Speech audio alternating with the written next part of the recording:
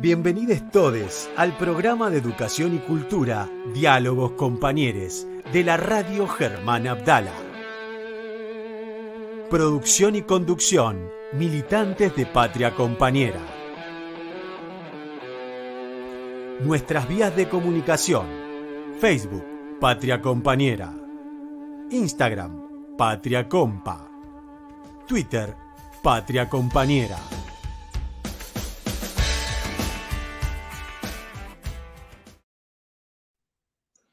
Hola, muy buenas tardes a todos y a todas. Hola Walter, ¿cómo estás? Emocionado. Después de tantos años de trabajar juntos, la primera vez que conducimos un programa en conjunto. Emocionado, Siempre, contento, siempre hay una primera vez. contento. Tenía que llegar. Viste, hemos hecho radios abiertas, hemos hecho tantas cosas.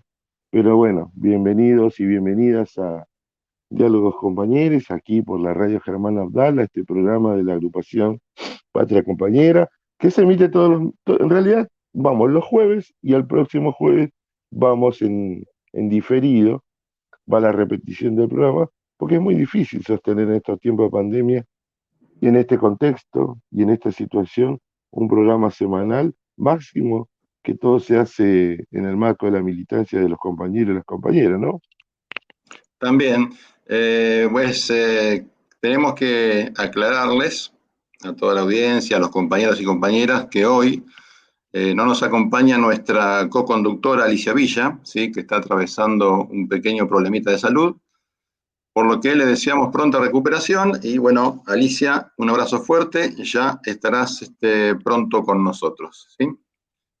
Es cierto, Ahora, y sí, sí, Walter. es una semana complicada, porque todos venimos cargados de trabajos y actividades, a pesar del aislamiento, pero eso nos genera que vengamos con las defensas bajas. Yo estoy cursando una gripe fuerte, pero estoy en pie, estoy acompañando acá a mi querido compañero Armando, pero también el enorme saludo para Alicia, y para toda la compañerada que en la producción, como Clara Rojas, Rosana Oveaga, Nadia y el resto de la agrupación, están siempre pendientes con nosotros y con nosotros. Así que bueno, arranquemos esta semana tan particular, Armando. Arranquemos esta semana. Bueno, Walter, vos también cuídate mucho, que no sobran precisamente las cabezas pensantes y las manos en estos tiempos, ¿sí? Es cierto, Lo que cierto. queremos decirles es que tenemos que agradecerle a los compas del IVAP, Instituto Bonaerense de Análisis y Proyectos de Florencio Varela, porque retransmiten nuestro programa y son unos compañeros fieles también de nuestra agrupación, y a los docentes que se van sumando también a los talleres de formación que periódicamente se reúnen para perfeccionarse y para capacitarse para poder encarar concursos de docentes, ¿sí? Y bueno, seguimos, si te parece, por la editorial, Walter, Dale. en la cual tenemos que decir que en el programa de hace 15 días tenemos que destacar muchísimo las visualizaciones y repercusiones de la entrevista que le hicimos a Juan Sebastián Buitrago Villán. Es un profesor colombiano que trabaja en la Universidad de Colombia, en la zona de Pereira, que nos dio una entrevista muy interesante, con muy buena repercusión tanto en Argentina como en Colombia. Muchos eran sus compañeros de estudio, sus alumnos, que nos dejaron realmente un panorama bastante preocupante de lo que está pasando en Colombia, ¿sí? Expresiones que, bueno, denunciaron la exageración de las fuerzas policiales contra el pueblo, el intento de silenciar y someter al pueblo que protesta en las calles después de mucho tiempo, la acción de las madres de Soacha y Bogotá en su reclamo por los asesinatos de sus hijos, que los quisieron hacer pasar como falsos positivos. Frente a ello, voces que anuncian que Colombia despertó y que la fuerza del pueblo es superior a sus dirigentes. Esto está plasmado no solo en el caso de Colombia, sino también en muchos otros casos de otros países pero fundamentalmente es lo que está ocurriendo en varios países latinoamericanos, Walter. Sí, es más, cercano ahí en Perú, el pueblo se ha tenido que movilizar para defender el triunfo de, de el maestro, ¿no? Porque es así, es maestro en el caso de Castillo. Y a mí me parece que eso también es un grado de conciencia interesante. Máxime que en Perú, en la década ganada, vamos a decirlo así, no estuvo acompañando toda esa situación y todo ese florecimiento que se dio en la patria grande. Bueno, todo lleva su tiempo, lleva su proceso, y ahora me parece que sí podemos estar encarando un nuevo tiempo, pero es lo que ocurre siempre, ¿no? La derecha se encarga de posicionarse, estaba viendo recién, perdón, tengo que hacer referencia, la oposición en una marcha con banderas, por el voto de apoyo a Nicaragua, y ahora ya no somos más Venezuela, ahora somos Nicaragua. Vamos Exacto. a nicaraguanizarnos, sería, ¿no? Según Y venga es la mano, vamos increíble, cambiando de país. y es Sí. increíble que si se lo basta, muchachos. Se lo dijo Axel hace unos días. Hagan lo que quieran, nosotros vamos a estar todo el tiempo, este, vamos a estar todo el tiempo con esta decisión, y voy mezclando medio todo porque tiene que ver con todo. Mientras llegan los aviones con vacuna y ellos dicen que no hay vacuna, esta semana se conmemora el recuerdo nefasto del atentado más grande contra el pueblo, que fue el bombardeo del año 1955 en la Plaza de Mayo. Ya con Sí, eso no se... y fíjate, Walter, que siempre hacemos mención, sobre todo en los aspectos históricos, a lo que fue el bombardeo de Guernica por las fuerzas fascistas de Franco que estaban aliadas a Hitler. También se hace mención sistemáticamente al bombardeo a la Casa de la Moneda en Chile cuando derrocaron a Salvador Allende, el primer presidente socialista de Chile. Pero nosotros tuvimos mucho antes que eso, en el 55, el bombardeo de la Plaza de Mayo, que todavía no se sabe bien la cantidad de muertos que hubo, pero se calculan en más de 300, y las imágenes que por suerte cada día circulan, cada vez, digamos, y periódicamente circulan con mayor profusión, nos va dando una muestra palpable de lo terrible que fue ese momento, y casi te diría a la altura de cualquier otra masacre que ha ocurrido en muchos otros lugares. Y en ese contexto de recordar esos procesos tristes, como el Caracazo, como toda la represión que hubo, al pueblo chileno con la defensa de la educación pública, y así en cada país de nuestra patria grande, siempre el mecanismo es reprimir al pueblo. Entonces, está claro que nosotros está nuestro camino trazado en el contexto de esto que nosotros venimos diciendo. Queremos dejar en clara la posición del programa, de la agrupación. Este, Nosotros repudiamos todo acto de violencia contra el pueblo, y máxime, sí, también contra las minorías, por supuesto, ¿no? Este, Nosotros queremos que Argentina, en el marco de un contexto de una patria grande, se desarrolle como fueron allá por la década de nada, cuando estaban juntos Lula, Evo, Néstor, Correa, Pepe Mujica. La verdad que hoy lo dimensiono en el tiempo, y, y me quedo muy contento de haberlo visto, ¿no? Totalmente, totalmente, sí. Bueno, hablando de estos temas, hoy vamos a tener a un entrevistado de mucha trayectoria en estas luchas, que es Carlos Raimundi, compañero Carlos Raimundi, el negro Raimundi, hoy embajador argentino ante la Organización de Estados Americanos, ¿sí? Vamos a hablar con él de su rol en la intervención como secretario general de la OEA, digamos, en contra de lo que manifiesta habitualmente Luis Almagro, que es el secretario general de la OEA, que interviene notablemente contra las democracias en los gobiernos populares de Latinoamérica. Esta semana, Carlos Raimundi manifestó su posición de abstención por parte de Argentina ante la condena que impulsó Estados Unidos y la Organización de Estados Americanos al gobierno nicaragüense. También vamos a hablar con él acerca de cómo queda la situación de Argentina ante este personaje tremendo que es Luis Almagro, el secretario general de la OEA, y la embajada de Estados Unidos, que sin disimulo combaten los gobiernos que no son leales al poder hegemónico del Imperio del Norte, ¿sí? También tenemos Armando, que hablar, sí, sí, Walter. recordémosle a la gente que todos estos organismos son simbólicos, porque en cada caso han actuado en función del imperio, nada más. A América no le ha beneficiado en nada.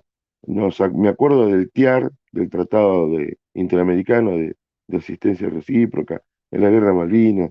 Lo convocamos, lo llamamos, no dieron ni pelota. Y en cada una de estas situaciones, estos organismos han respondido al imperio. Así que dejemos de darle la importancia que tiene. Está bueno sentar la posición, pero es solamente por la galería, porque ellos siguen haciendo todos los atropellos que se le vengan en gana, ¿no? Además son organismos que fueron inventados por ellos, digamos, a los que se fueron sumando los gobiernos por temor o por convicción, o por presiones, o por incluso por sobornos, podemos decirle, se fueron sumando a ese espacio y a ese movimiento con el solo fin de sostener los intereses de las oligarquías locales también, que es un poco lo que pasa históricamente. En cuanto a este tema de la destitución de las democracias populares como plan integral contra América Latina, llámese a través de denuncias por corrupción a los líderes nacionales y reconocidos por los pueblos, las falsas noticias, la persecución judicial, los bloqueos financieros, bueno, las deudas incobrables, que de eso sabemos mucho. Acá en Argentina, sobre todo en estos 4 últimos años macristas, son acciones neocoloniales que expresan el temor ante una posible vuelta de un grupo de presidentes, como fue en la década pasada, este grupo de presidentes que formaron el ALBA, ¿sí? Con Hugo Chávez, con Lula y con Néstor Kirchner a la cabeza. ¿tá? Así que Armando, bueno, sí, y además sí, Walter. digamos una cosa importante, jamás en el contexto de un gobierno nacional y popular, incluyo al alfonsinismo ahí, jamás estos organismos, tanto de asistencia recíproca como de financiamiento, jamás han dado ayuda económica de la manera que le dieron a los liberales y a los gobiernos dictatoriales. Y eso también Exacto. hay que ser contundentes con esa definición. Jamás se endeudó la Argentina más que con la dictadura militar y con los gobiernos neoliberales o de relaciones carnales, porque nos tenemos que hacer carno del menemismo. Pero después jamás hubo la misma ayuda en un gobierno nacional y popular. Peronismo, a Ricardo Alfonsín, y ellos mismos lo boicotearon a Ricardo. Así que este es el contexto donde transcurre historia, pasado y actualidad de la mano permanentemente en una historia que ya vimos, en una calecita que ya vimos, y que permanentemente tenemos que salir a refrescarle a la gente, porque es nuestra obligación de la comunicación popular contar estas cuestiones. Totalmente, sí. Además, convengamos que Estoy muy incluso en aquellos panfletario hoy, gobiernos, ¿eh? perdón, Te aclaro que estoy muy panfletario. no, pero es la historia, digamos. Claro que a algunos no les interesa o les moleste que le cuenten la verdadera historia, pero aún en aquellos gobiernos que no fueron legítimos porque hubo, como en el caso de la década de 60, el peronismo estaba proscripto, hubo un gobierno del radicalismo que fue Ilía, ¿sí? Que fue volteado por los intereses de las petroleras y de los laboratorios multinacionales, todos ellos apadrinados, por supuesto, por Estados Unidos. O sea que aún así, proscribiendo gobiernos populares e instalando con una supuesta democracia, entre paréntesis, instalando un gobierno electo por el pueblo, digamos, entre comillas, ¿sí? Tampoco les sirve, si no les sirve a sus intereses, no dudan ni 5 minutos en voltearlo y que, bueno, la cuestión de esta historia vuelve a repetirse, pero cada vez que se repite se pone cada vez más difícil sobre todo para los sectores populares. Bueno, ya lo tenemos a Carlos Raimundi entre nosotros, por lo cual le vamos a decir a Roxana que nos presente la placa de entrevistas y ya arrancamos con Carlos Raimundi con nosotros. Momento de entrevista en Diálogos Compañeros.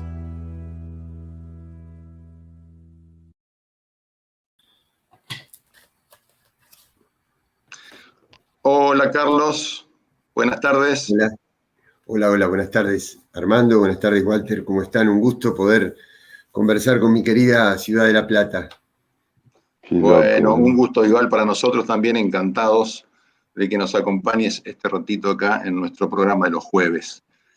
Bueno, si querés, si no tenemos mucho tiempo, vamos directamente a tu presentación, ¿sí? No, conversemos, no hay problema. Yo quería decirle algo, ¿no? Dale, adelante. Ya que lo tengo acá. Negro, nosotros tenemos una empatía de años. Fuiste uno de los pocos dirigentes políticos que en el alzamiento de los militares vino y puso la cara en la Plaza San Martín cuando se estaba movilizando el regimiento de tanques de Magdalena, ¿te acordás? Y una purretada de pibes y pibas ahí en la plaza se juntaron conformando una especie de juventudes políticas, y vos viniste y terminamos todo conversando y poniéndonos de acuerdo a cómo enfrentar esa situación en el Parlamento, en el bar que estaba ahí en la esquina. Desde ese momento te seguimos.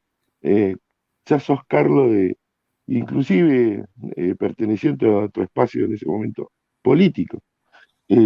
Vos venías del radicalismo y eras esa juventud del radicalismo que llegaba con muy pronto. Así que tenerte en nuestra radio Germán Abdala, en nuestra radio de compañeros y compañeras estatales, creadas para difundir la voz de las compañeras y los compañeros que luchan, como en tu caso, para democratizar esta vida que vamos llevando. Así que bienvenido a nuestra radio. No te agradezco, al contrario. Mira, para mí es una alegría y un orgullo poder conversar con ustedes. Yo siempre pensé que nosotros desde lo nacional y popular, e inclusive con algunas vertientes de izquierda que en algún momento priorizaban más lo ideológico que lo concreto, y lo concreto es el sujeto político que representamos. De nada vale tener la mejor ideología si después vos no podés convocar a la gente a las plazas y a las multitudes para que le tuerzan el brazo a los poderes fácticos, ¿no? Entonces, y en la Argentina, las masas trabajadoras, humildes, son peronistas y lo han sido prácticamente toda su vida, por lo menos en la mayor proporción. Y creo que ahora que estamos viviendo una situación económica tan angustiante, si nuestro país todavía no ha tomado caminos irregulares, es porque en el fondo, en lo más profundo de la sociedad nuestra, aún en los sectores que se sienten más agredidos, sigue prevaleciendo esa cultura de pertenencia a un movimiento que se expresa, a veces se expresa orgánicamente, pero a través de una unidad básica, de un movimiento político, un sindicato, pero a veces se expresa a través del centro de fomento, de la olla popular, del club de barrio. Y cuando el club de barrio tiene que cerrar, como pasó en la época de Macri, por las tarifas, por ejemplo, está la señora que cocinaba, ahora cocina en la casa, señora o señor, digo, no hago discriminación, y distribuye las viandas, pero hay una cultura ahí, que es la que de alguna manera está conteniendo a los sectores más bravos, y no se han producido estampidas, digamos, como en otros lugares. La segunda aclaración es que es cierto que yo estuve en el Partido Radical, pero no por una cuestión de sentirme identificado con la ideología radical, sino por la convocatoria que había hecho Alfonsín en aquel momento movimentista. Tal En cual. aquel momento, iniciándonos en la militancia y demás, para muchos era hasta más atractivo ese factor de esperanza que el otro que nos llevaba al pasado, ¿no? A la historia de los 70. Nosotros mirábamos para adelante, con esa intención estuvimos ahí. Pero cuando se fue abandonando esa idea movimentista, yo ya no tenía nada que hacer allí. Es más, después de 2 fracasos, fracaso. Alfonsín tuvo que irse antes del gobierno. Tal Y de cual. muchísimo antes.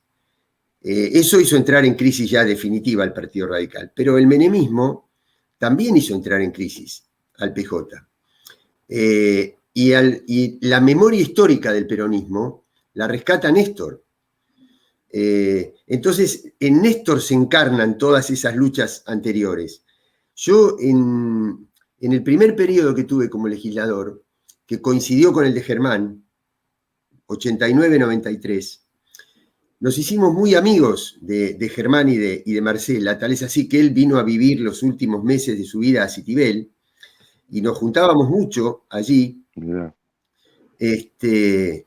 Y bueno, y yo me siento identificado con eso, con esa lucha. Por eso para mí nunca fuimos algo distinto. Quienes lucharon para que seamos algo distinto y dividirnos cuando nuestro sentimiento y nuestra ilusión de lo que debe ser el país y América Latina es la misma, son ellos.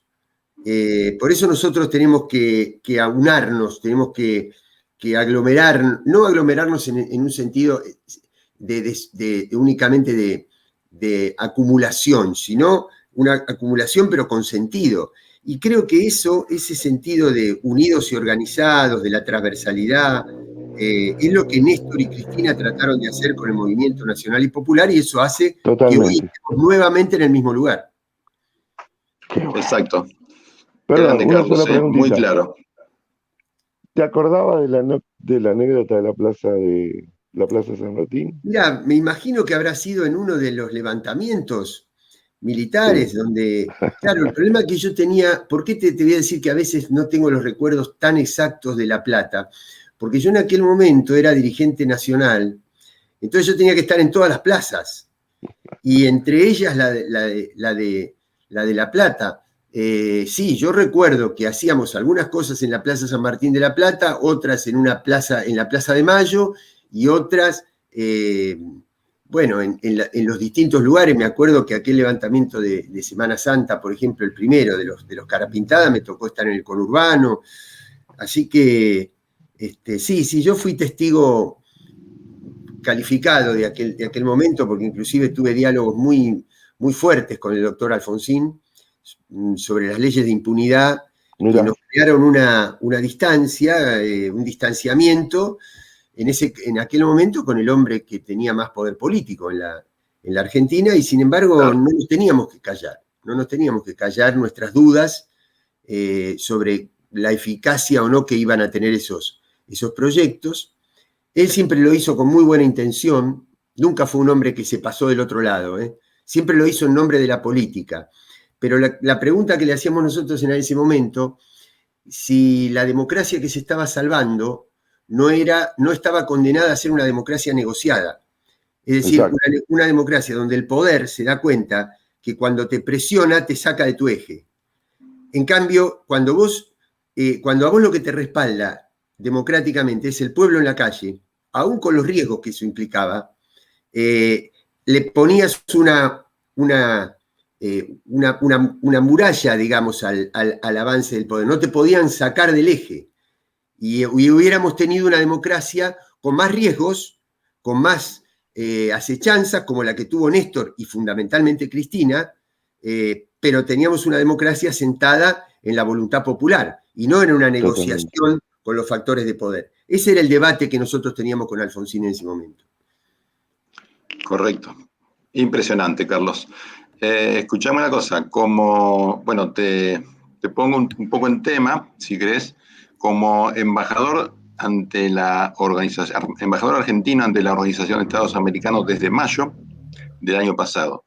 Y yendo al caso de Colombia, hace 15 días acá entrevistamos a Juan Buitrago, un profesor universitario de Colombia que está trabajando y viviendo allá, que tuvo su paso acá por Argentina, estudiando también, fue alumno de Alicia Villa, nuestra co-conductora, que hoy no nos está acompañando en este momento. Y él nos contaba la realidad de Colombia de una manera realmente temible, ¿sí? Todo el tema de los desaparecidos, la represión que no cesa. ¿Cómo empalmas esto que está pasando hoy en Colombia con lo que fue el proceso trunco de paz anterior, con lo que fue el desarrollo de la FARC y otros grupos guerrilleros, y que desembocan en este presente tan cruel, pero además tan esperanzador para los sectores populares de Colombia, bueno, y de Latinoamérica también?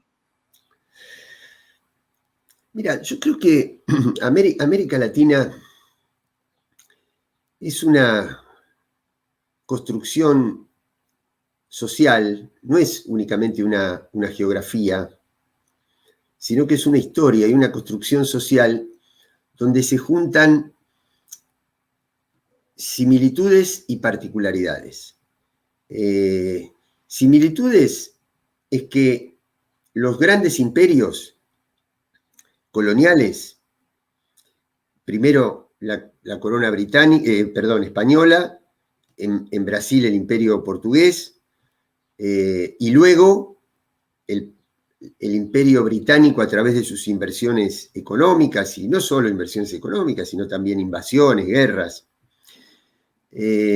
siempre nos trató de desunir, ¿no? Vos fíjate que la historia de América indica que éramos 3 virreinatos. México, que era mucho más grande de lo que es ahora, porque Estados Unidos le compró y en casos le quitó una parte de su territorio, una parte importante de su territorio, pero era Nueva España, ese era un virreinato. El norte de América del Sur era Nueva Granada, Colombia, Ecuador, Venezuela, lo que Bolívar siempre pensó como una gran unión panamericana. Y debajo el virreinato del Perú. Esos eran los 3 virreinatos. El virreinato del Río de la Plata tiene una historia muy, muy cortita, de menos de 40 años. Tal cual. O de 40 años, nada más. Estamos hablando de siglos. Y vos fíjate qué historia, ¿no? Los Estados Unidos, de 13 colonias, se hicieron un país, una confederación. Y nosotros, de 3 virreinatos, nos hicimos 30 estados. Eso habla de cómo el poder económico, cultural, militar, desune para reinar. Entonces, tenemos un destino común que es retomar el control de nuestros recursos naturales para nuestra felicidad. Y al mismo tiempo tenemos particularidades, porque ahora sí voy a Colombia particularmente. Porque cada uno de nuestros países es una construcción diferente. Nos obligaron, al dividirnos, nos crearon historias diferentes, cuando tendríamos que haber tenido una historia común. Y Colombia podría haber tenido una conexión con el resto de América Latina en 1948, cuando tenía elecciones de presidente, y un líder político que se llamaba Jorge Eliezer Gaitán, muy parecido a Perón, muy parecido en su formulación política y social y sindical, muy parecido al Getúlio Vargas de Brasil, a Ibáñez del Campo en Chile, que fueron los que formaron el ABC en el Cono Sur en aquel momento, fue asesinado en plena campaña electoral, cuando estaba a punto de ser presidente. Entonces, eso desató el Bogotazo. Y eso le privó a Colombia de tener un proyecto popular y nacional parecido a los nuestros. Y a partir de allí se fue gestando la reacción violenta, porque hubo dictaduras, porque hubo gobiernos que traficaban la renta de sus riquezas hacia las multinacionales en lugar de distribuirlas en el pueblo, y se fue gestando la violencia. Y tuvo violencia, todavía la tiene, pero quiero decir, solo discutió, no únicamente, pero sí predominantemente discutía política a través de las armas. Vos fíjate que ahí vos tenés no solamente una organización guerrillera, sino 2 o 3 grandes vertientes de la organización guerrillera. Pero después tenés el ejército regular del país, que representa al Estado. Y después tenés las fuerzas paramilitares. Y por último tenés el avance del narco. Entonces, era un clima de violencia total que afortunadamente comienza, bajo la presidencia de Santos, un hombre conservador, oligárquico, no un hombre, no un líder popular. Había sido ministro de Uribe durante su presidencia. Comienza un proceso de paz, es decir, de diálogo, en lugar de dirimir las disputas políticas a través de las armas, dirimirlas a través de la discusión política. Y se presenta ese proyecto de paz. Pero finalmente fue tan desacreditado por los medios de comunicación. A mí me tocó estar en Colombia unas semanas antes del plebiscito en el año 2016 y unas semanas después. Y con un querido periodista y docente de La Plata que se llama Héctor Bernardo, no sé si ustedes lo conocen. Sí, sí. Bueno, estábamos juntos en ese momento. Después del plebiscito participamos de algunas marchas y demás. Que finalmente la mayoría de la población que participó de la elección, porque lo primero que hicieron es tratar de hacer que la población no participe en la elección. Y la que participó prevaleció rechazar el acuerdo de paz. Entonces hubo muchos problemas para poderlo implementar. Y después gana la presidencia Iván Duque, que era un hombre del uribismo, del riñón de Álvaro Uribe, que era el principal oponente al proceso de paz. Un proceso de paz muy importante, muy interesante, porque planteaba un tipo de justicia transicional, es decir, qué hacer, cómo encarar la transición, los juicios a los que se reconvertían, una manera de entregar las armas, de reinsertarse a la sociedad, de formar parte de nuevos partidos políticos en el Parlamento, cómo reconvertir las economías que estaban vinculadas con la ilegalidad, pasarlas a la legalidad. Bueno, una cantidad de cosas muy importantes que se habían discutido en Cuba, donde había participado la Iglesia, distintos países, España. Bueno, ¿qué pasó? Quedó tapado por un proyecto neoliberal. Entonces, ¿qué pasó en 2019? El pueblo salió a la calle y ahora volvió a salir. Ahora volvió a salir. Porque prefirió salir a cuidar, es decir, prefirió arriesgarse a salir que lo que le estaba pasando a través de la pandemia. Y hubo un ejercicio del aparato represivo estatal excesivo que causó incluso declaraciones de preocupación de nuestro país, de la alta comisionada de derechos humanos, de otros organismos internacionales. ¿Por qué? Bueno, porque nuestro país nunca apoyó, mejor dicho, perdón, cuando los gobiernos nacionales y populares de nuestro país no apoyan la criminalización de la protesta. Tratan de ver cuáles son las causas y de dialogar y de negociar con la protesta social. Y aquí hubo presuntamente abusos de violencia muy grande. Ahora, el saldo de esto, que se está configurando un polo progresista que nunca, desde hace muchas décadas, que no tenía posibilidades de ganar la elección. Y hoy tiene posibilidades de ir a una segunda vuelta y ganar la elección o de tratar de ganarla en primera vuelta. Es decir, que Colombia ya no discuta entre una derecha más liberal y una derecha más conservadora, sino Exacto. que los sectores más progresistas se unan y puedan formar parte de esa discusión y ser posibles ganadores del futuro gobierno. Aquí aclaro una cosa, no estoy en un foro institucional, por lo tanto no estoy comprometiendo la opinión del Estado argentino, estoy diciendo cuál es mi mirada analítica de la situación general que yo veo en Colombia. Correcto. Está. Decime, bueno, inevitablemente te vamos a pedir una apreciación de este personaje, Almagro, pero más que del personaje, porque sabemos que, digamos, hay algunos que lo conducen por detrás, pero ¿qué futuro le ves a este tipo de organismos internacionales que son creados, digamos, por el propio poder hegemónico de Estados Unidos, ¿no? O sea, ¿le ves algún futuro o va a seguir siendo... No hay posibilidades de renovación de ningún tipo ahí? Te pregunto. Mira, es imposible que un organismo de integración sea algo diferente de la opinión de los gobiernos nacionales que lo integran. Entonces, cuando en América Latina, vamos a suponer, vamos a recordar aquel paisaje de la celebración del Bicentenario argentino. Sí. Los presidentes, ¿qué hacían? Caminaban por la calle junto al pueblo. Exacto. Lula, Correa, Mujica, Cristina, Néstor estaba con vida en ese momento todavía, el comandante Chávez, Evo Morales, Fernando Lugo era presidente de Paraguay, era otra cosa. Entonces, una integración entre esos gobiernos, ¿a dónde llevó? A UNASUR, a tratar, a rechazar el ALCA, por ejemplo. Ahora, cuando los pueblos deciden tener gobiernos de otras características, la integración termina siendo eso otro. Entonces, lo que vos me preguntás, yo te diría, mirá, va a depender mucho de los pronunciamientos populares y de qué tipo de gobiernos tengamos. Ahora, vamos a suponer que en América Latina, o en América en general, haya una enorme mayoría de gobiernos nacionales y populares, más cercanos a nuestras concepciones, Perú, Chile, no sé.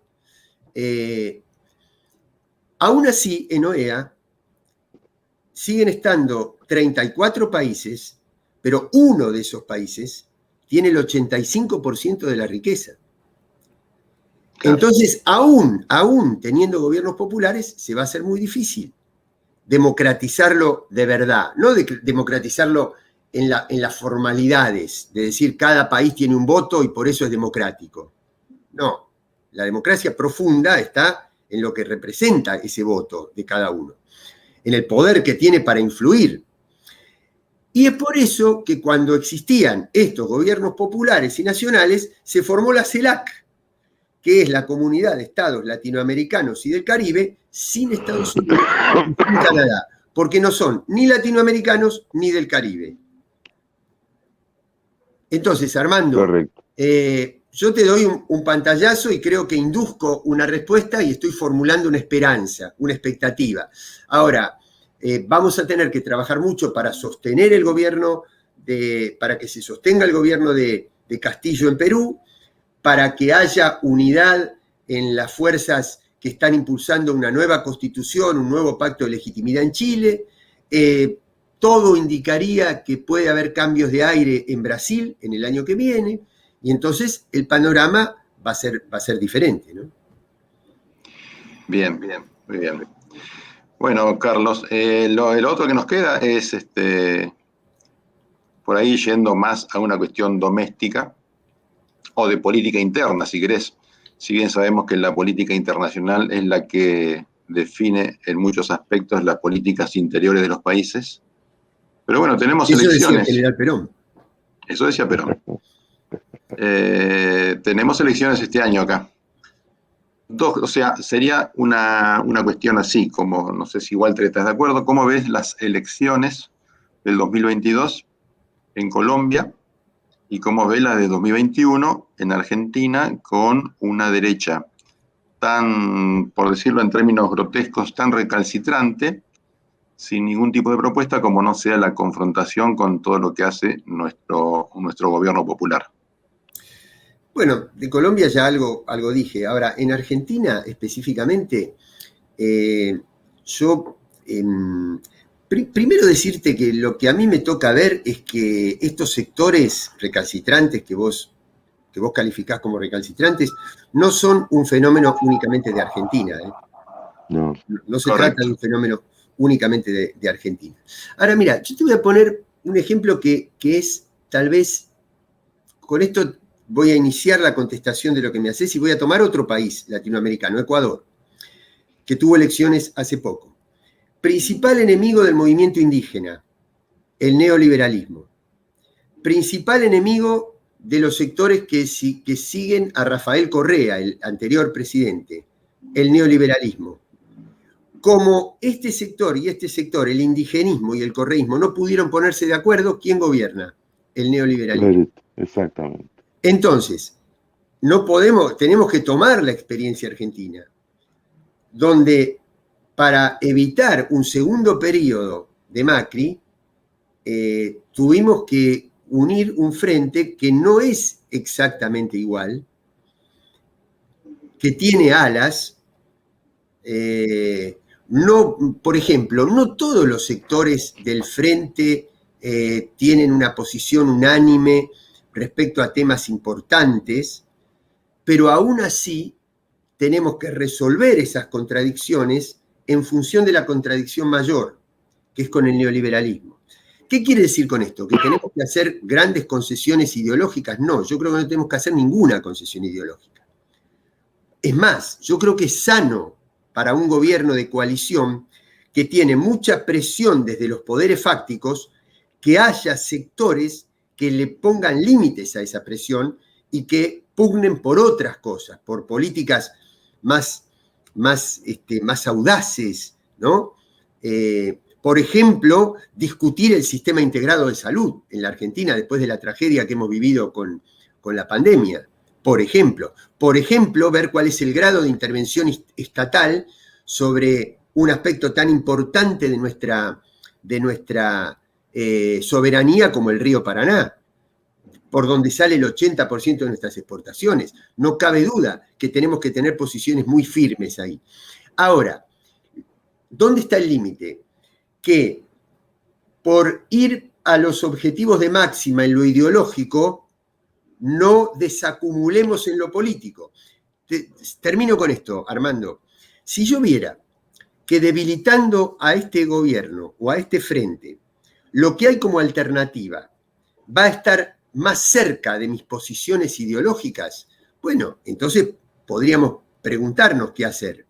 Pero como si nosotros debilitamos este gobierno, lo que viene como alternativa es un nuevo periodo de estos sectores tan recalcitrantes, nosotros tenemos que mantener la unidad a toda costa y ganar la elección de medio término. Porque vos fíjate, si tenemos este nivel de acechanza, después de haber ganado en primera vuelta, donde ni siquiera hizo falta ir a una segunda vuelta, imagínate si no tuviéramos un resultado claramente triunfador en la elección de medio término. Por eso creo que tenemos que trabajar mucho para la unidad, pero trabajar mucho, vos fíjate, yo formo parte, yo sigo teniendo mi militancia política en Argentina, y yo formo parte de sectores del frente que no están incorporados formalmente a la estructura del PJ. El kirchnerismo y el movimiento Frente de Todos tiene obviamente una estructura central, que es el Partido Justicialista. ¿Quién puede negar semejante verdad de perogrullo, verdad que no vale la pena ni gastarse mucho en explicar? Está clarísimo.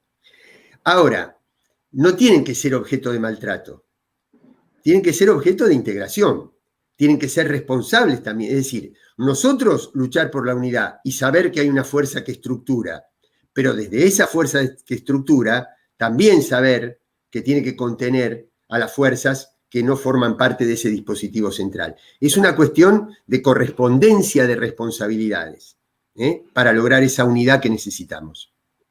Brillante. Quiero hacer un pequeño aporte. Perdón, estoy golpeado. A lo que estaba diciendo Carlos. Esta mirada de que tuvo Cristina ya por inicio del 2015, cuando empieza a juntar a todos los espacios, y lo importante era sacar al macrismo. Y después vamos a organizarnos entre todos. Y a mí me parece que lo que nos está ocurriendo como espacio político, el Frente Todismo, es que nos encanta comprar los titulares del diario, los medios concentrados, cuando lo que se está haciendo está bien, en un contexto de un país, vos lo sabrás mejor, Carlos, que estaba muy endeudado, con urgencias para responder, y le vienen sobre todo la pandemia.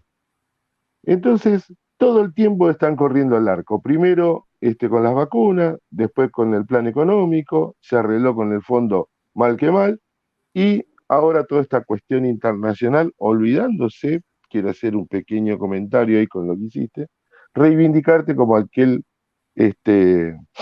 representante argentino, Drago, que por el cual se mantiene lo que se llama la teoría de Drago, ¿no? Que creer en la libertad y en la autodeterminación de los pueblos.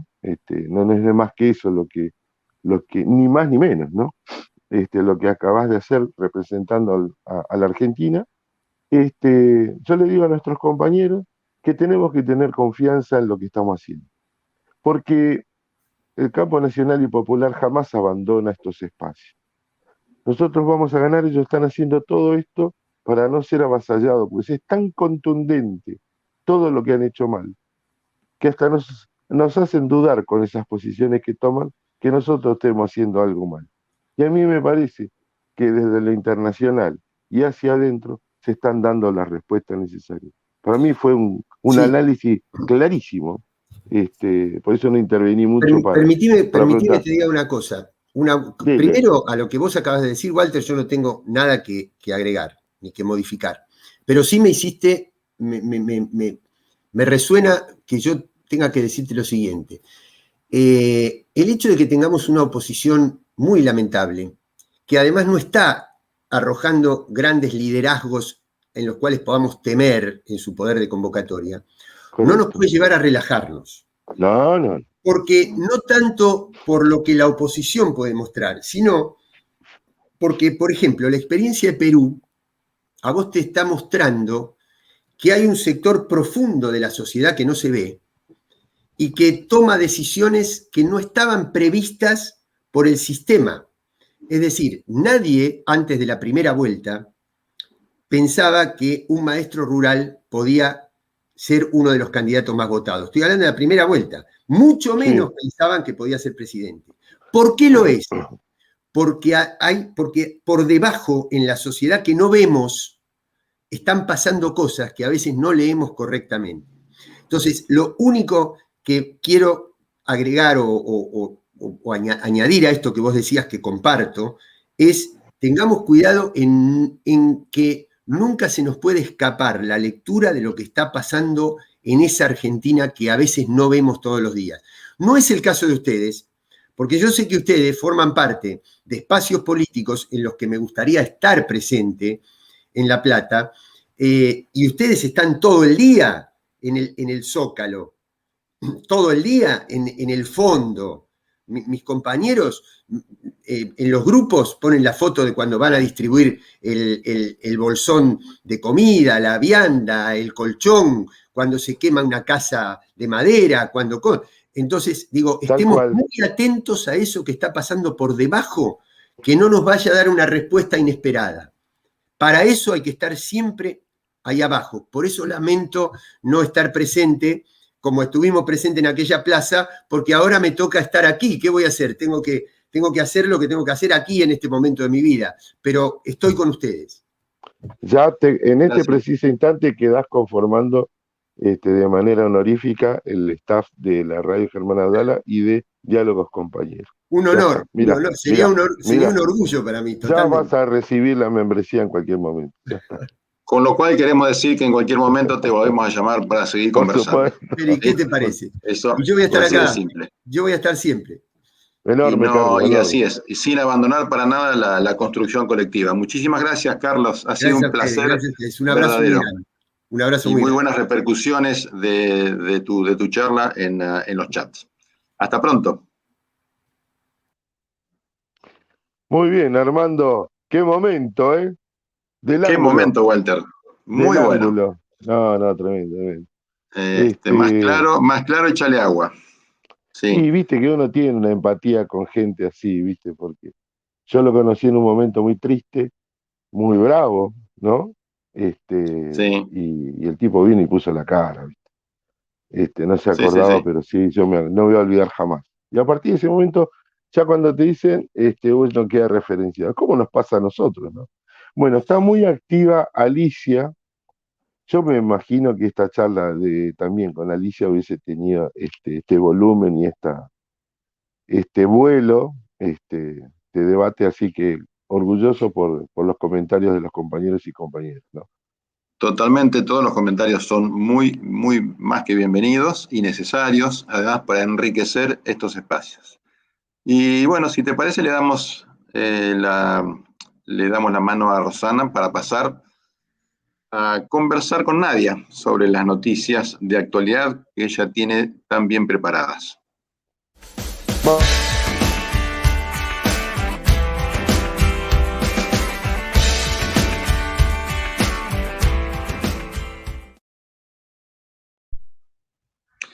Hola Nadia, compañeros, buenas tardes, ¿cómo Walter, estás? Armando, un gusto volver a saludarlos, muy bien, Un gusto.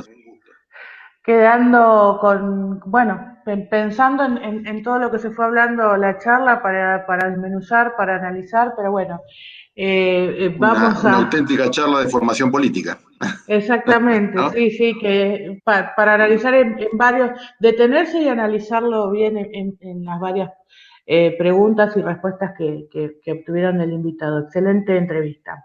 Bueno, antes de empezar, también quiero enviar un saludo y una pronta recuperación a Ali, que sé que está ahí activa en las redes. Te queremos, te esperamos y que bueno, que te mejores pronto.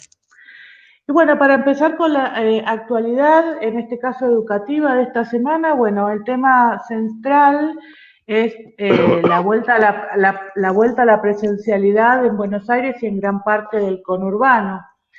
Este miércoles se volvió a las aulas en lo que se denomina la presencialidad cuidada y bueno, también en medio de una ola polar, ¿no? Que también dificultó y que fue también un tema de debate en lo que es la comunidad educativa durante estos días, ¿no? Esto de si demandarlos a los chicos, a exponerlos a estos climas, pero bueno, se arrancó. En primera instancia se vuelve respetando el protocolo del plan jurisdiccional. Se sabe que en muchas escuelas de la región no se pudo volver, dado a problemas de infraestructura, bueno, conexión de gas, estufas que no estaban en condiciones, pero en la mayoría se volvió a la presencialidad. Otro tema que abrió el debate fueron los parámetros que se utilizaron para los datos epidemiológicos que se utilizaron para la vuelta a la presencialidad y el cambio de fase de muchos de los distritos y lugares en la provincia de Buenos Aires. Pero bueno, ¿cuáles son las medidas que el Ministerio de Educación y el gobierno, encabezado por Axel Kicillof, reforzó para esta presencialidad cuidada? Bueno, la vuelta esta vez contará con la presencia de medidores de dióxido de carbono, uno por institución, ¿sí? Que sirven para medir si en el aire puede haber elementos de contagio y regular la ventilación de los ambientes.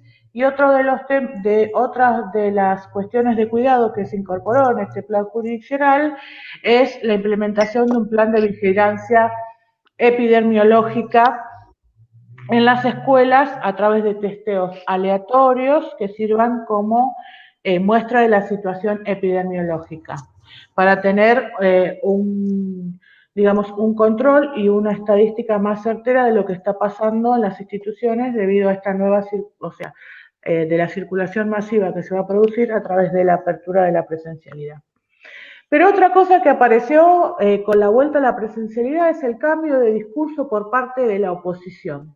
¿Se acuerdan que en programas anteriores, sí, en programas anteriores hemos desarrollado, ¿no? Estas ONG y estos grupos de papis y mamis que a la arenga de abran las escuelas exigían la presencialidad en la provincia?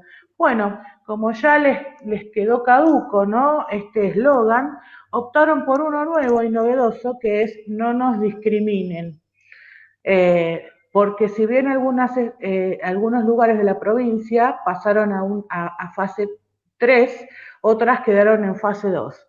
Entonces, la nueva consigna de no nos discriminen apareció el lunes en la arenga de Javier Iguacel, el intendente de Capitán Sarmiento, que a su vez también llamó a empezar una rebelión educativa, saliendo a cortar rutas.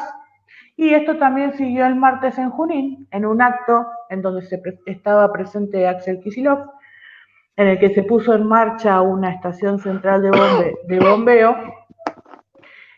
Ahí se hizo presente un grupo de padres y madres denominados Padres Organizados Junín y expresaron su descontento con bocinazos. La respuesta por parte del gobernador no se hizo esperar. Desde el mismo acto les contestó diciendo que prefiere sacrificar actividades y no sacrificar vidas. Así que tenemos de los dos lados de la moneda de la presencialidad. Los que antes estaban exigiéndola todo el tiempo, bueno, ahora tienen una nueva causa para quejarse, que es esto de que los han discriminado dentro de lo que es el parámetro epidemiológico y del sistema de fases, que es lo que permite la presencialidad. Por otra parte, gremios docentes bonaerenses pidieron que se reabra la discusión salarial. El Frente de Unidad Docente Bonaerense reclamaron a través de una nota que se vuelva a llamar, que se llame a una mesa técnica salarial con el objetivo de rever el evidente deterioro de los saberes de los trabajadores docentes. Esta nota fue elevada a la ministra de Trabajo, Mara Ruiz Malek. Recordemos que la última negociación fue en febrero. Se había acordado una suba salarial del 34% en 3 tramos, 14% en marzo, 9% en julio y 11% en septiembre, y volver a sentarse en noviembre para negociar una suba. Los gremios lo que piden a través de esta nota, el Frente de Unidad Docente Bonaerense, es que se adelante la discusión de esta de suba, puesto que la primer cuota del incremento quedó por debajo del costo de vida. Fuentes del Ministerio de Trabajo de la provincia de Buenos Aires dieron a conocer que la convocatoria por el momento no está prevista, ya que aún faltan los índices de inflación de mayo para poder tomar decisiones a futuro. Nadia, y bueno, sí. Una consulta. ¿Hay un momento de revisión de esa pauta salarial para los meses del segundo cuatrimestre? En noviembre, en noviembre. Pero lo que piden los gremios es que se adelante. Que se adelante, correcto. Sí. Eso fue lo que se pidió en la nota elevada al Ministerio de Trabajo. Está estipulado para noviembre, para hacer una revisión, pero bueno, está pidiendo el adelanto de esa discusión salarial. Pasamos a noticias de Ciudad de Buenos Aires. Soledad Acuña no habilitará la inscripción para los profesorados docentes. El Ministerio de Educación porteño comunicó que no habilitará la inscripción online a los institutos de formación docente que no reúnan un mínimo de 20 estudiantes. Por esta medida, rectores y rectoras de los 21 institutos de formación docentes denunciaron mediante una circular que la cartera que dirige Soledad Acuña les informó que los institutos que no reúnan un mínimo de 20 alumnos no se les habilitará la inscripción online. El documento enviado por Educación lleva la firma de Emanuel Lista, que es el jefe de la Unidad de Coordinación del Sistema de Formación Docente del Ministerio de Educación porteño. Hay que recordar que este año, y pese al rechazo de toda la comunidad educativa de Capital, el 10 de marzo comenzó a funcionar de manera virtual con apenas 350 estudiantes la UNICABA, que ahora es autoproclamada Universidad de la Ciudad.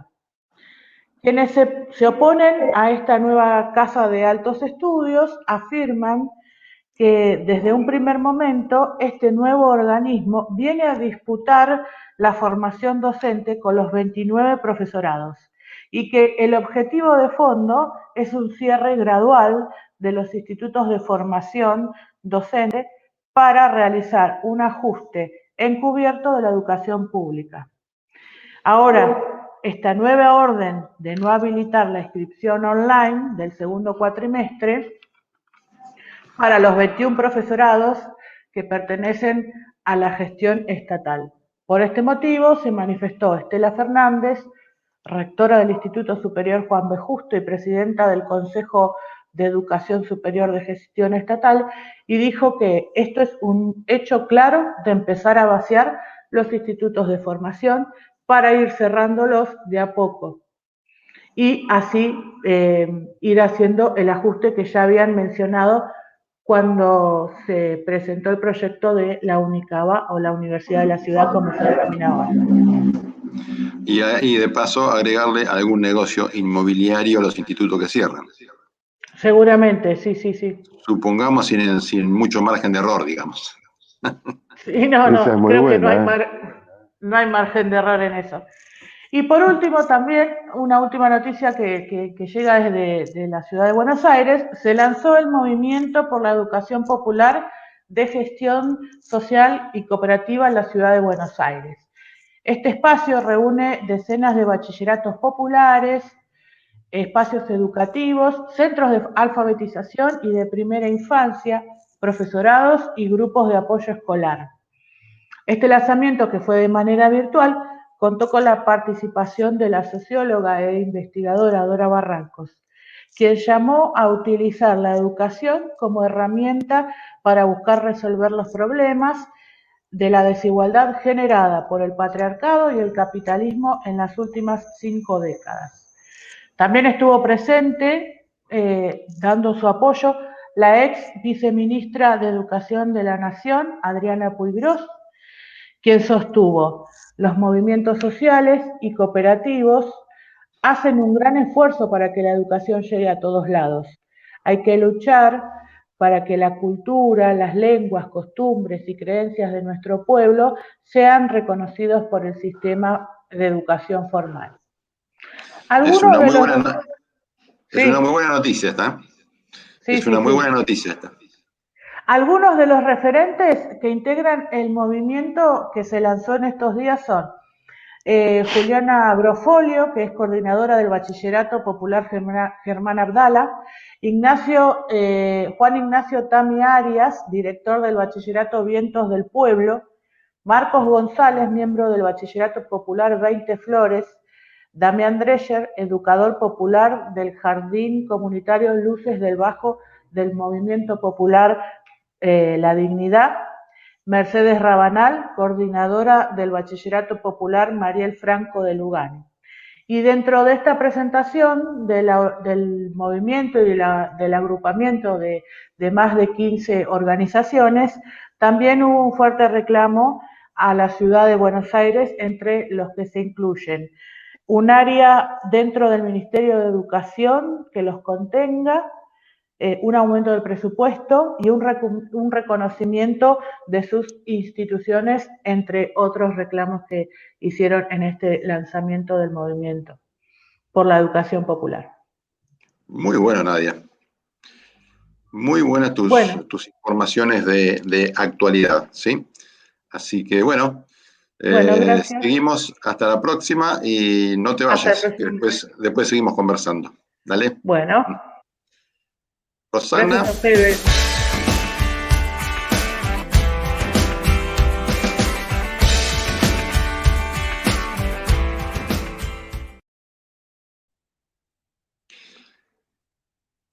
Bueno, muy bien, Walter. Seguimos. Ahora tenemos un video del cual podemos decir que es un video facilitado por un grupo de investigación en ciencias sociales de la Universidad de Quilmes, ¿sí?, que utiliza un sistema de encuestas online desarrollado por sus programadores y para colaborar con la producción de conocimiento, ¿sí?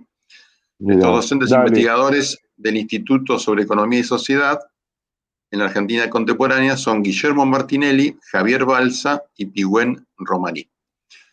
Así que, bueno, Roxana, si tenés el video en punta, lo vemos.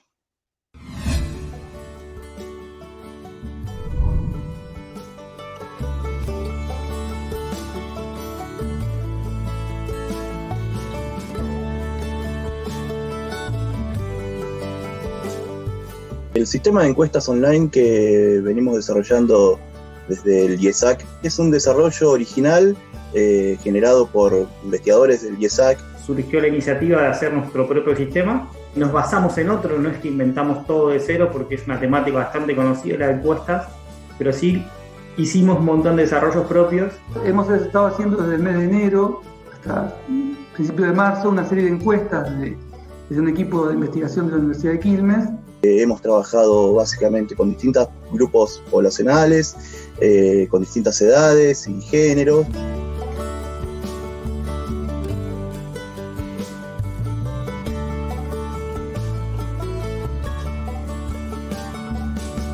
Lo que nos interesa básicamente, bueno, en estos últimos tiempos ha sido relevar el impacto que ha tenido la pandemia en nuestra sociedad a partir, bueno, de diferentes temáticas que han sido asociadas en los distintos momentos. Hay dos formas: la aplicación tiene usuarios que frecuentemente utilizan la aplicación, y si no, que es la forma más frecuente que utilizamos las encuestas, es por publicidad de diferentes redes sociales, sobre todo Facebook e Instagram.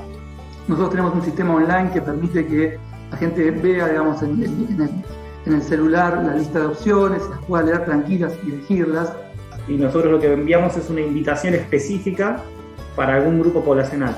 Indagamos y pagamos publicidad para eso, creamos un link específico para que les llegue a esas personas, y luego vamos recopilando los datos de esas personas. Hemos tenido o tratado de cubrir diferentes dimensiones de la problemática en términos de las opiniones y en términos de la mirada que podemos nosotros dar desde las ciencias sociales.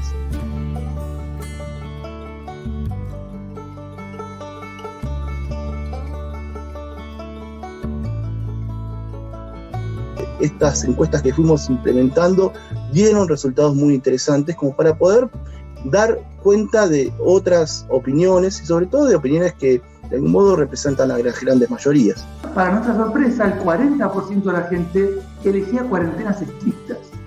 Otro 20 y pico % elegía estas cuarentenas intermitentes, y luego solo, digamos, un 19% decía que no había que hacer nada. El otro 15-16% estaba, digamos, con la idea de restringir un poco, volver a las clases virtuales y alguna cosa más. Había una mayoría, en torno al 66-63%, que pedía cuarentenas, y solo, digamos, menos del 20% decía no hacer nada. Sin embargo, esa minoría que decía de no hacer cuarentenas, cuando le preguntábamos cómo reaccionaría la gente frente a esto, decía que todo el mundo la acompañaría. Es decir, esa minoría que no quiere cuidarse piensa que son mayoría. Fue llamativo porque de algún modo venía a contradecir ciertos discursos basados en el cansancio, basado en la falta de tolerancia de la sociedad, de esas medidas de cuidado. Claramente los medios de comunicación inventaron, digamos, un hartazgo social que no existía. Creo que estas mayorías, en la medida que nos podamos reconocer como tales, tenemos que actuar y reclamar que, bueno, que se implementen cuidados, que no naturalicemos que haya 500 muertos diarios, sino que, bueno, que haya las restricciones que tenga que haber, pero bueno, que lleguemos a que la campaña de vacunación pueda alcanzar la gran mayoría de la población y acabar de una vez con esto.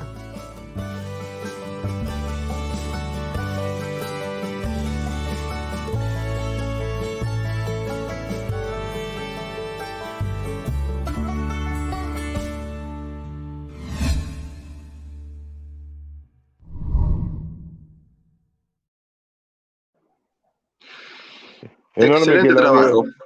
Enorme que la universidad pública haga estos informes, porque usted me lo tiene que reconocer, Armando. Está bien, yo soy muy optimista, pero lo vengo diciendo en cuanta reunión tengo oportunidad, hay que estar tranquilo, la gente. Fíjense que todos estos cachivaches que van y hablan en los medios jamás tocan el tema de las urgencias de la gente. Nunca, nunca dicen nada. ¿Por qué? Porque está directamente relacionado con el desastre que hicieron durante 4 años. Nada dicen de que aumentaron la pobreza y nosotros tenemos que arreglar esto en el marco de la pandemia. ¿Que hay trabajos no registrados? Sí, estamos de acuerdo, porque es imposible el alcance total. Ni en los países más desarrollados tienen que mantener sistemas de ayudas sociales, porque no todo o la totalidad de la población accede a los beneficios que brinda el trabajo en blanco, obra social y demás cuestiones. Entonces, fíjense que está determinado pura y exclusivamente a tratar de medrar en los pequeños huecos donde nosotros nos ponemos débiles y sobre ahí avanza. Entonces, este informe viene a certificar y a poner sobre la mesa algo que venimos diciendo en este programa y en los programas de la radio. La gente tiene muy en claro lo que está haciendo durante la pandemia. En silencio, calladito, uno revisa el barrio y se da cuenta que esta gente se cuida. Pero, obviamente, ocurren... quiero pasar un chivo, estimado amigo. Quiero saludar al personal del Banco Provincia de Berisso, que está sobre las 7 y Montevideo. ¿Digo bien? 7 y Montevideo. Sí. Montevideo y no, la otra es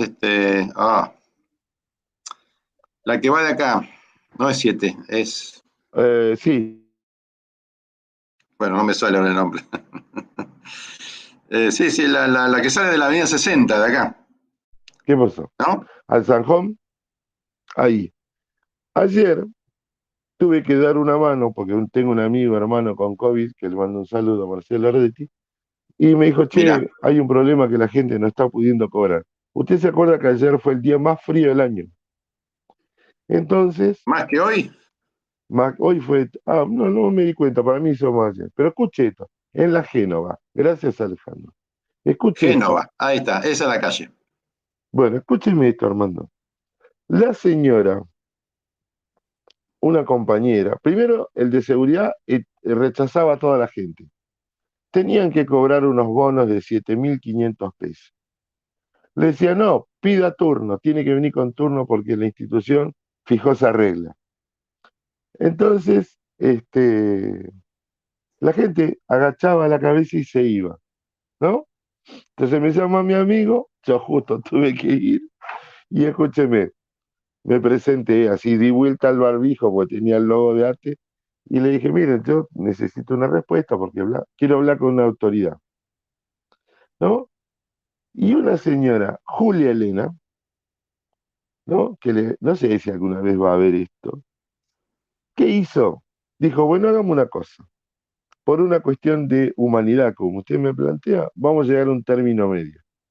Los vamos a atender hoy a todos y a todas, pero no me pida que sean todos juntos.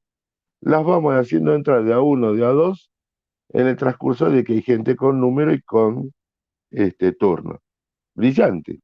Bueno, así que entre ayer y hoy atendieron a todos los compañeros y compañeras que accedían a una política pública que resolvía en parte una problema. Así que al personal, tanto de seguridad como a los trabajadores y trabajadoras del Banco Provincia de Génova y Montevideo, chapó, un gran saludo por la labor y por la gestión. Mirá que los bancarios... Comparto ese saludo y comparto tu gestión también, Walter, ¿sí?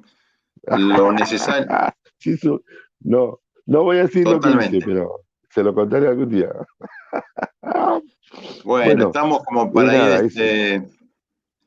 ir cerrando el programa, no sin antes recordar una fecha tan especial como esta, como es la del bicentenario de la muerte, mejor dicho, bicentenario de la muerte de Martín Miguel de Güemes, ¿sí?